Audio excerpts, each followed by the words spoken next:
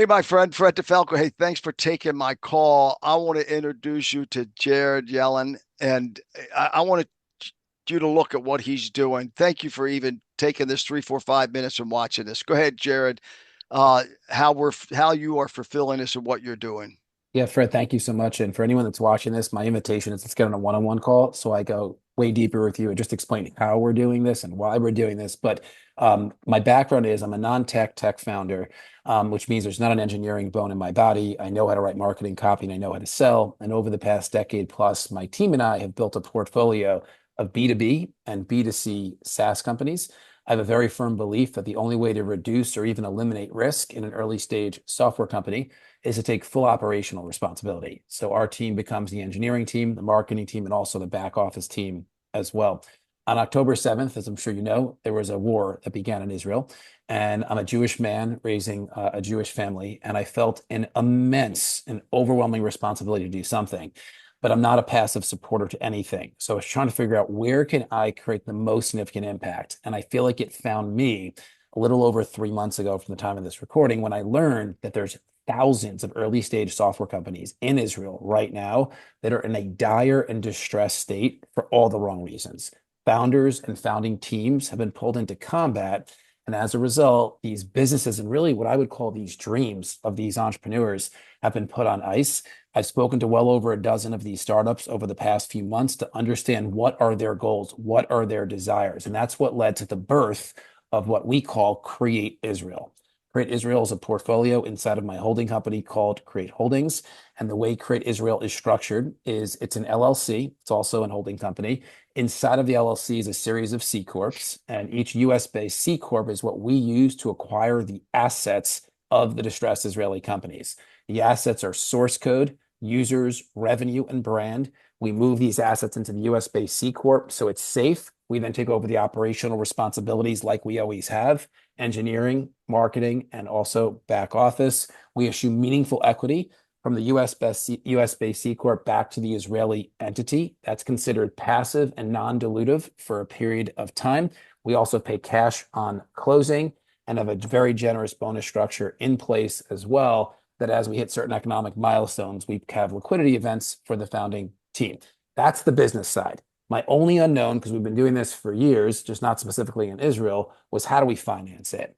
And we figured out a very creative way to finance this that's almost infinitely scalable by launching a public charity, a 501c3.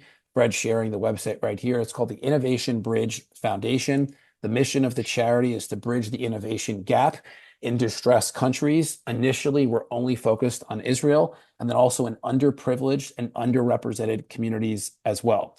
The way it works is the charity has permission to allocate donations, charitable dollars, to high impact for profit businesses. So we have Create Israel approved by the administrator of our charity. The charity will take an equity position in the high impact for profit businesses so that the charity becomes sustainable. Whenever there's a liquidity event on the for profit side, there's a distribution that flows back into the charity. Over the past 2 months of having this charity live, I've gone very deep into the family office and high net worth community, and the response has been overwhelmingly positive for two distinct reasons. I'll share these reasons, and then I'll invite you to talk with me. One of them is just the impact that we're having in Israel and eventually around the world. The second is the creativity of the structure. If you have a family foundation or a donor advised fund, you have the ability to allocate your charitable dollars from either of those vehicles into the Innovation Bridge Foundation. And you have the option for us to set up a recoverable grant for you so that you can participate in pro rata distributions from the charity back into your foundation or into your donor advised fund. This matters for two reasons. One, we multiply your pool of capital for giving. And two, you get a deduction on the delta between what your charitable giving has grown into and what you actually gave. So you can actually get a deduction that year off your earned income.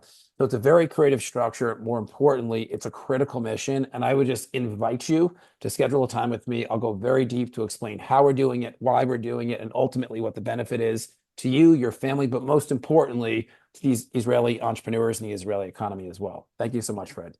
Yeah, you're welcome. And I met Jared. I have some of you may not be aware of this social entrepreneurship. Uh, society called 920 Society. And so when I heard of this work, I said, I got to get involved. So thank you for listening. I'm going to send you along with this. I'll send you Jared's calendar link, his actual direct cell number for you all to meet. This is something. Oh, I'll mention the network. Mention the network. Very important. So, if everything goes right this year, we're going to get about 10,000 donors into the Innovation Bridge Foundation. So, we built this membership platform. It's called our donor network, password protected environment only for donors.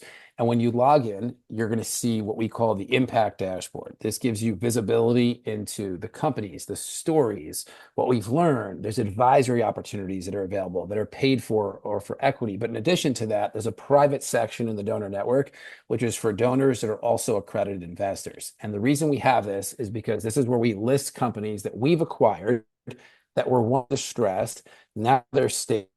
Give our donors the first and only chance to make direct equity investments into these off-market opportunities with very preferential terms, because we're kind of keeping it in the family. So everyone comes in through charity, either through their family foundation, their donor advice fund, or a cash contribution. But no one that wants upside misses out on upside, because we only finance the growth of our portfolio companies through our donor network as well. And these are the things that I'll show you on a call, because we have Yeah. documentation that I can walk you through so you can see exactly how we're doing it, how money flows, the creativity of the structure. But I'm telling you, the feedback is just off the charts, which is really exciting, because I would be doing this no matter what. This is a calling for me. I know how to do it. I've been doing it for years. My only unknown was, how do I finance it at scale? And with the charity supporting the for-profit, it's almost 100x our ability to do this. And I'm excited to talk to you one-on-one so I can show you how. Yeah, and look Jared up on the social media, guys and gals. So thank you for taking a few minutes and watching this and connect with Jared, because I know the 920 Society. We're so excited to be a part of it and help, and it's near and dear to everyone's heart, right? And we know that how important it is. So thank you so much, Jared. I appreciate you so much. Awesome. I appreciate it, my friend. All right.